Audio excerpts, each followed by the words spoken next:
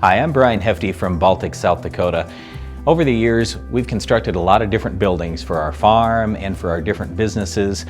We've had a lot of different types of buildings, both Morton and other brands, and what we found is, regardless of whatever the price was up front, we're looking at the overall long-term value. And sometimes we've found buildings that we've built that are less expensive than Morton.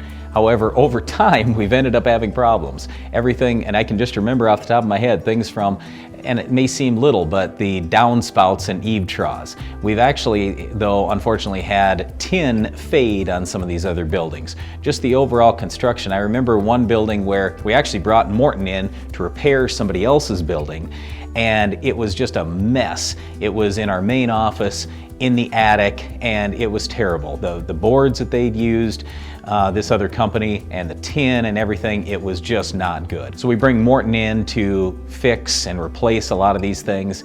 Their crew did an awesome job, and that's the thing that I probably like the most about Morton buildings. They're very timely, they're very well organized.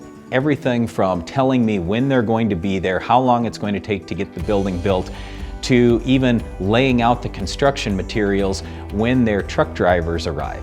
So we just have found great attention to detail with Morton that we haven't found with other builders. The other thing that I like about Morton now is they have a lot of different types of buildings. So I just remember growing up, we had some Morton buildings on our farm, and there were other brands of buildings around too, but I just had this image of Morton that, oh, they build this tin shed for our farm. But today, we find that Morton does all kinds of different things. We wanted a new farm shop a few years ago, heated, very wide. Well, Morton can do that now with their hybrid buildings. We wanted kind of a little community center. We wanted another building that we call a great big garage. We wanted just a regular shed for seed, for example. We needed another farm building, all these different things.